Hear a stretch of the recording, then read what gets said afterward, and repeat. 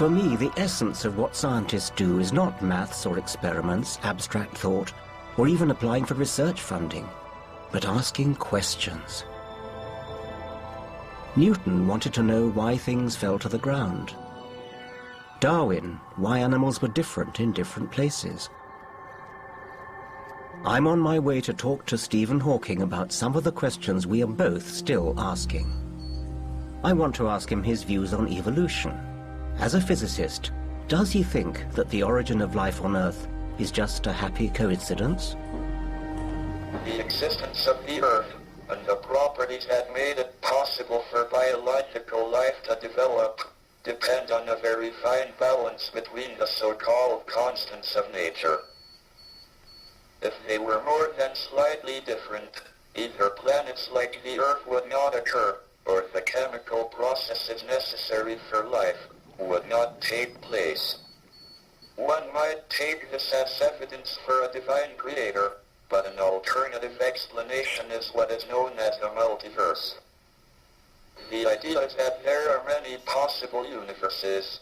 Only in the small number of universes that are suitable will intelligent beings develop and be able to ask the question, why is the universe so carefully designed? What happened before the Big Bang? What happened before the origin of space and time?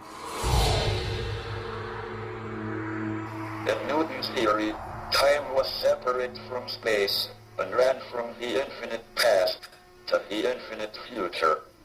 However, Newton's theory was superseded by Einstein's general theory of relativity. This allowed the beginning of the universe to be like the South Pole, with degrees of latitude playing the role of time. Asking for a time before the beginning would be like asking for a point south of the South Pole.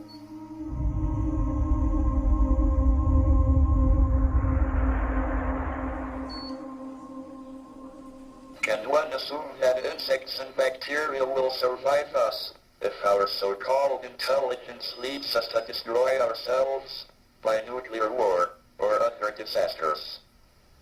Yes, I think you've got an excellent point.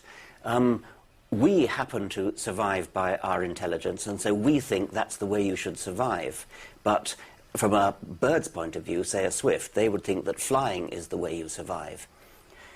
Eyes are said to have evolved some 40 times independently. Flight has evolved 4 times independently. But it looks as though intelligence, at least verbal intelligence of our kind, has only evolved once. And so that might suggest that it's a pretty esoteric way of surviving. It seems to work very well for us, of course, and we're doing very well. We're overpopulating the planet with it. But if we go too far with it and destroy ourselves and destroy much of life, then of course you're right that other ways of survival will take over, bacteria prominent among them. One can't help asking, why are you so obsessed with God? Well, I noticed that you brought up the question of God and I didn't. When you ended A Brief History of Time with For Then We Shall Know the Mind of God, I suspect that you were using God in a sort of Einsteinian sense, a euphemism for the mystery at the root of the universe, that which we don't understand. But most people use the word God for a person, God as an answer to scientific questions. Then I think it is scientifically pernicious, because it distracts people away from the hard work of answering scientific questions. It's just too easy to say, oh, God did it, therefore we don't need to answer the question. Looking to the future, do you think there will be scientific geniuses in a world of supercomputers?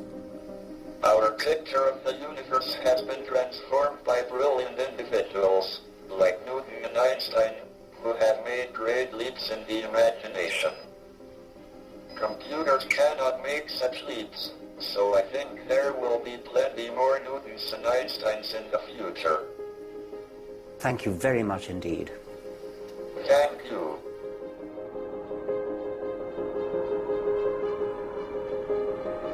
In the not-too-distant future, there are certainly going to be major problems. Problems about climate change. Problems about increasing density of population. There will be a problem too about power. How are we to generate power? Science will produce the answer. What the answer will be, I don't know. But I'm perfectly certain that it is science that will find it for us.